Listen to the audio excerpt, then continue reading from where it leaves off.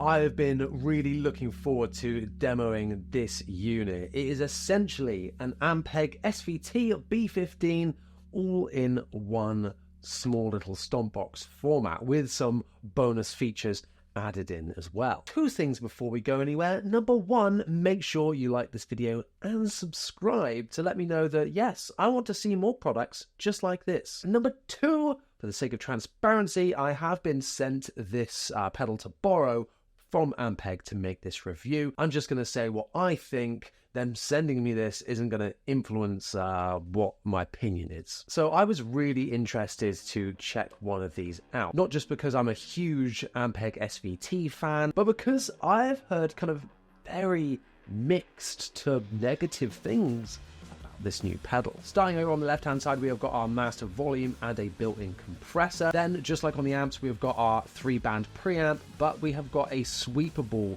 mid frequency as well as controlling the level of mids. We can control what frequencies we are actually controlling. As well as the 3-band EQ, we have got the signature ultra high and ultra low switches from Ampeg. The whole pedal is controlled by this on and off preamp switch, and then we have got the SGT drive over here controlled by this master volume and a level of grit. And what sets this pedal apart from some other counterparts that are trying to copy the Ampeg thing is that we get a built-in drive. And if you're going for an all-in-one unit like this, I think that's a really nice feature. What we've also got here as well is a little switch to change it from SVT mode to B15, like your classic vintage flip-top amp. I've never tried a real B15 and I would really like to, so it's cool that I'm now kind of able to through this pedal. Now, one thing that I didn't realize before getting into this pedal, and you'll watch me discover this in the playing demo later on, is that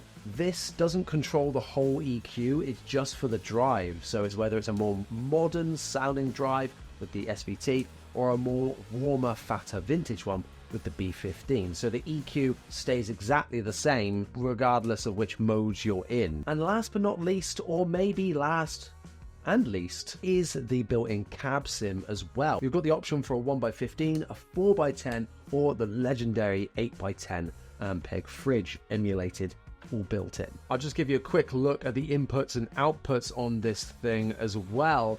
You'll see that we have the options to turn the cabs on and off, control their level with this nifty little pop-out knob here. Nothing better really than a pop-out knob. They've really thought about all the options that you'd need there, whether you want the cab on or off, or to load in your own IRs, which you can via their software, access through the USB-C cable there. Now, before we talk about sounds, build quality wise, this thing is built really well, and yeah, it's not too heavy. It's big, but it's not too big, I don't think. And it comes in at just under £360 currently, which is not cheap. This is quite an expensive unit, but you are getting a lot contains within it. Now, before we jump into the sound demo, I want to talk about what my kind of preconceptions were of this pedal before we went into it. Because I'd heard a lot of people saying that it's not that good, you know, it's not worth the money, or for Ampeg to make this, they don't even make the best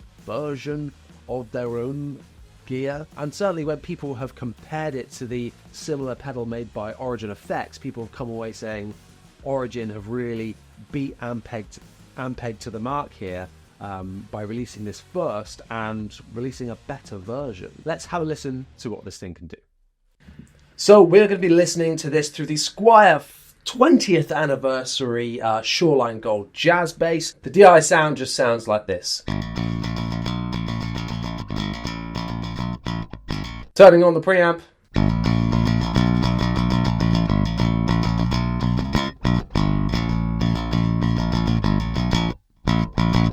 I'm going to kind of set it to how I like my SVTs, as with the deep switch up and the bright engaged as well.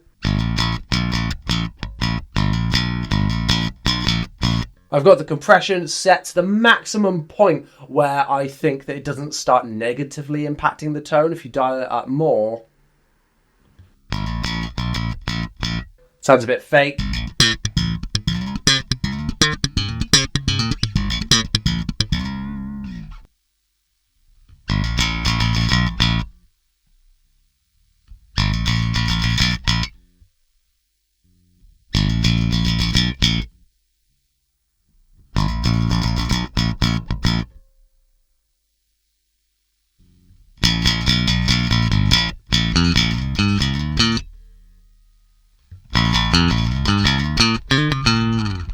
Now, of course, when you engage both the bright and the deep, if this is your curve, you're naturally bringing up the edges of it and leaving the mid in the middle. So you're already creating a bit of a mid scoop by doing that. So if I wanted to traditionally do what I normally do and have a bit of a mid scoop on the EQ, when you've got those two engaged, it sounds a bit too scoopy, especially with a jazz bass. But it sounds not quite so alive without them and not so tubey and warm. So, but to combat that, I will dial the mid-range up a little bit. It gives us more in the signal as well.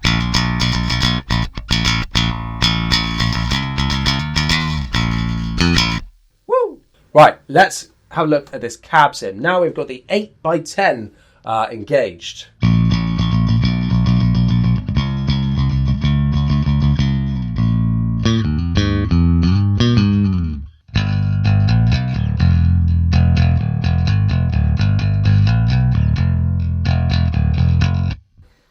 The 810 is the kind of scoopiest and biggest sounding of them all, literally and audibly. 410 by comparison,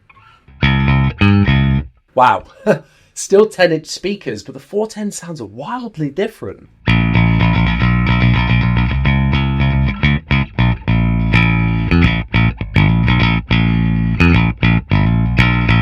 Sounds almost vintage voiced. I'm not sure if I really like that. And in the grand scheme of things, it doesn't sound bad. Or does it? I don't really like this. If I dial back some of those mids, let's see what the 1x15 can do. Oh, wow.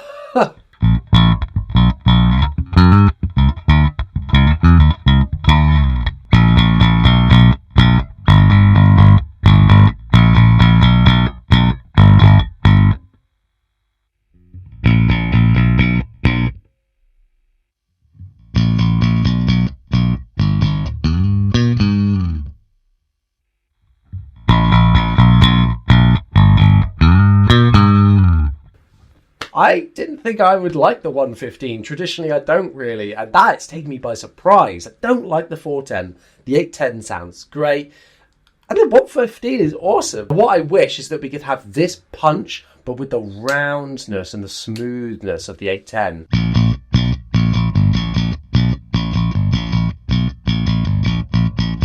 Now, whilst I've actually been recording this, I've actually been recording the HX Stomp with its cab sim on as well. So I thought it'd be interesting to compare the two. So let's have a listen to the Ampeg first of all.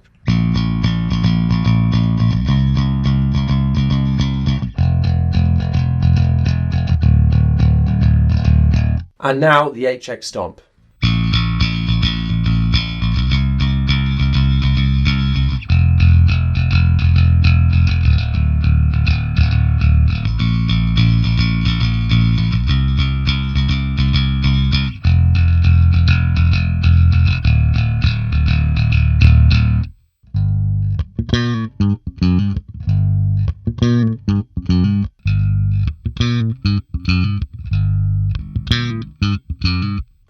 Wow, in my opinion, the HX Stomp definitely has a better sounding Ampeg 8x10.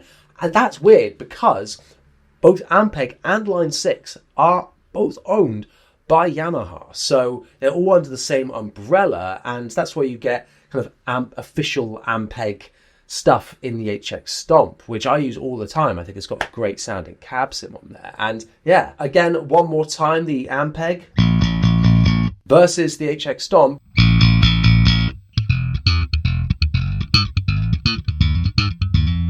It just sounds a bit cleaner, I think, and punchier, and yeah, more crisp and clear, and just better, I think. But that being said, I think the preamp in this sounds really good. Now let's add some drive in.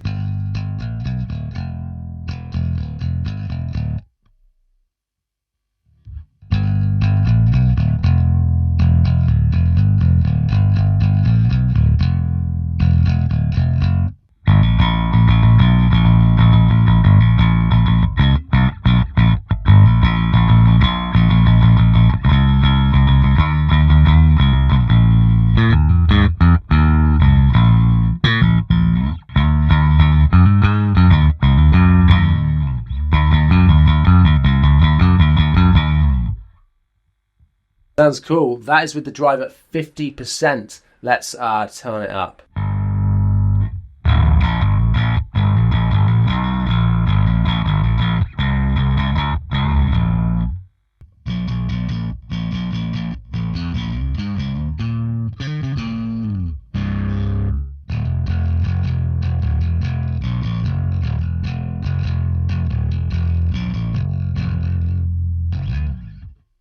Now let's change it over to the B15.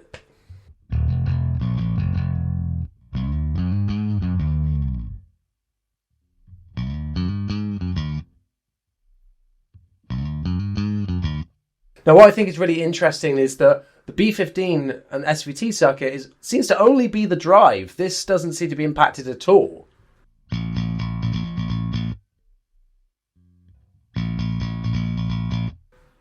They sound pretty similar to me. Let's go classic B15 with a 115, no drive, then we'll turn it on.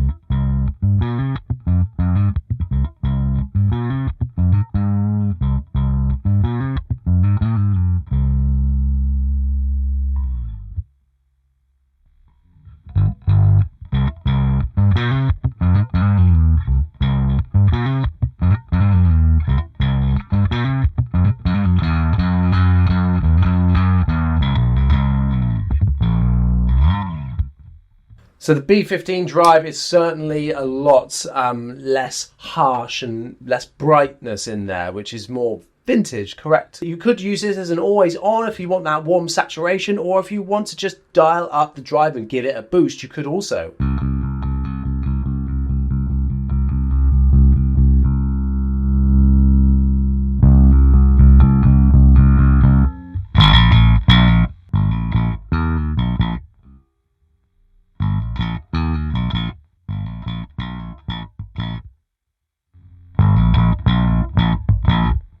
But compared to the SVT, you're getting a lot more brightness, which I like having a gain stage that gives me a little bit extra to poke through, as well as a volume lift.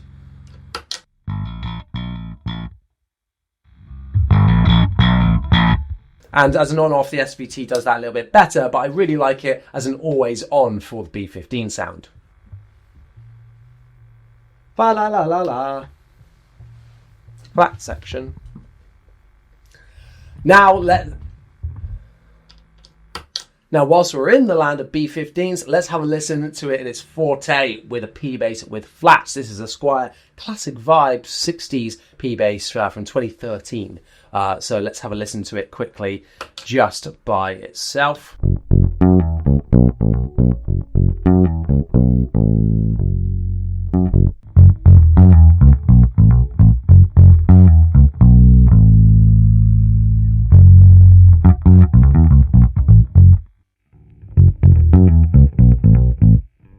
No.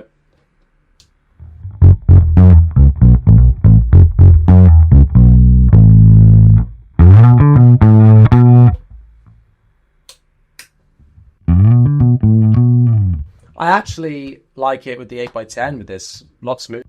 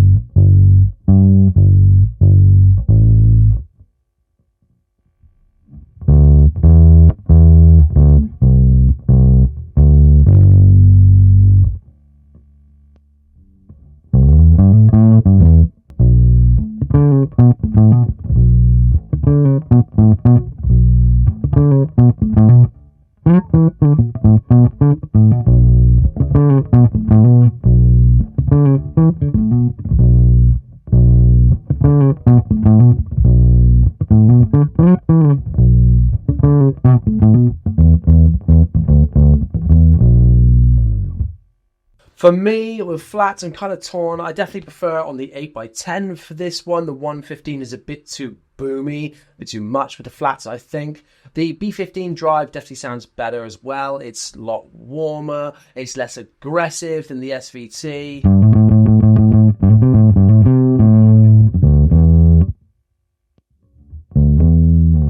And it's just giving you warmth instead of drive, which is what you kind of want with a bass with flats for that more vintage sound rather than aggressive. So yeah, really, really diverse overall, and some interesting things that are great and some that are not so great. So yeah, interesting. Let me know what you think in the comments down below. So there we go. Let me know what you think in a comment down below. I think this is a lot better than people let on. I really like the SGT drive. I think it's quite flexible. My biggest gripe, however, with this pedal by far is the cab sim. I was quite surprised by enjoying the 1x15, but overall the 810 on the HX Stomp just sounded the best to me. I like that you can control the level of the cab sim. I think that's great. I think the software that you get to load in your own IRs is rubbish.